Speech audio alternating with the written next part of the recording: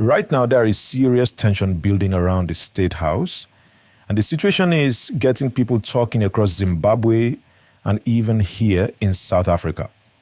What many people are asking is simple. What really happened behind those closed doors? And why was there so much drama around this supposed high-level meeting involving business, power, and influence? From what is being discussed, there was supposed to be a very important engagement linked to a major deal, one that connects big money, international interests, and government leadership.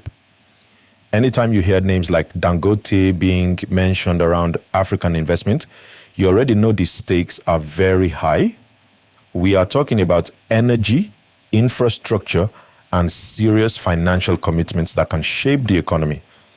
But now, the story is not even about the deal itself anymore. Now, the focus has shifted to what many are calling an unexpected disruption.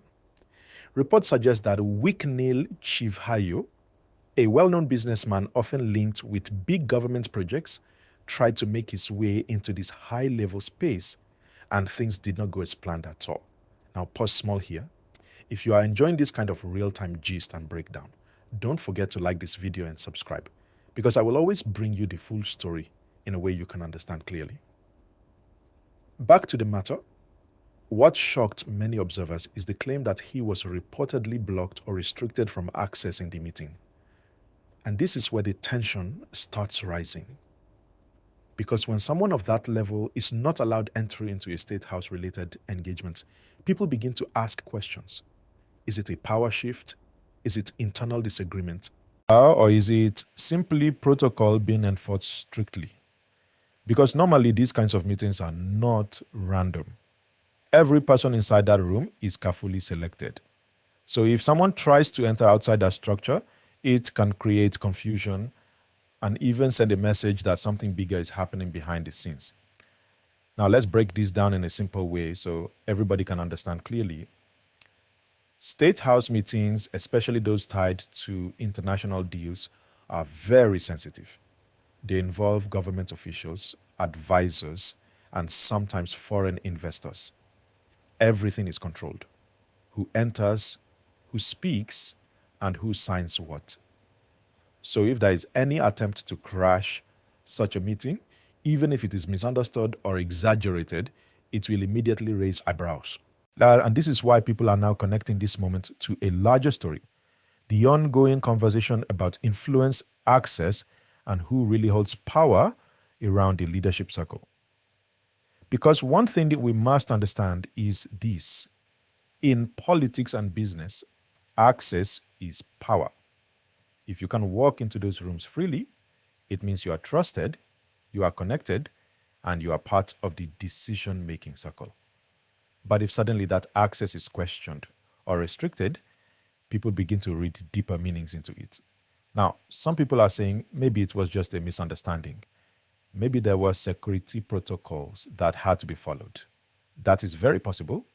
These are highly controlled environments, and even well-known figures must follow procedures. But others are not convinced. That they believe this moment reflects something bigger.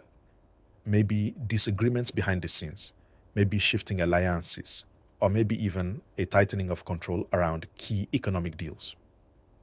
And when you bring in a name like Dangote into the conversation, the story becomes even more interesting.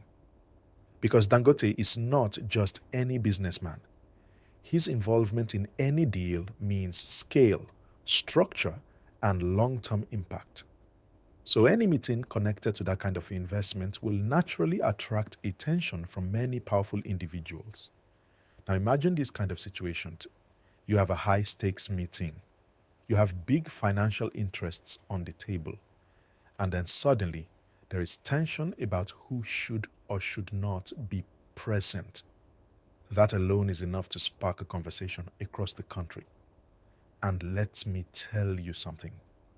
In Southern African politics, these moments are very important because they often reveal things that are not said openly. People don't always come out and say there is a disagreement or there is a power struggle. Instead, you start seeing signs like restricted access, unexpected reactions, or sudden changes in who is involved. That is how observers begin to read the situation.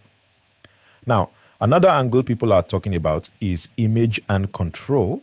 State House is not just a building. It represents authority, order, and structure. So any form of chaos or confusion around it immediately becomes a big topic because the expectation is always calm, control, and coordination. So when a story like this comes out, even if it is not fully confirmed in detail, it spreads quickly because it challenges that image. And in today's digital world, once people start talking, the narrative grows very fast. Now, let's also look at the economic side of this. Zimbabwe, like many African countries, is trying to attract investment, stabilize its economy, and build stronger partnerships. Deals involving large investors are very important for jobs, infrastructure, and development.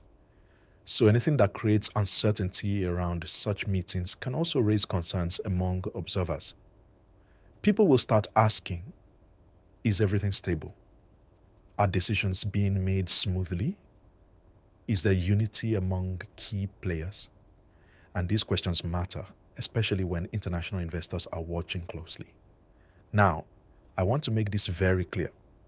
At this stage, many of these reports are still being discussed and interpreted in different ways. But what we can say for sure is that the story has captured attention because it touches on three powerful things: politics, business, and influence. When those three come together, there is always a story, and that is exactly what we are seeing here. Now, let me bring it closer home for you watching. This is not just about one person or one meeting. It is about understanding how power works behind the scenes. Sometimes what we see outside is just a small part of a much bigger picture. A blocked entry could mean nothing, or it could mean everything. It depends on the context. And that is why people are watching closely now, waiting to see what happens next. Will there be any official clarification? Will the deal move forward smoothly? Will we see changes in who is involved in future meetings? Then these are the things people are paying attention to. Because in politics, the real story often comes after the moment, not during it.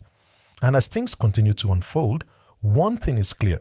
This situation has opened up conversations about access, influence, and control at the highest level.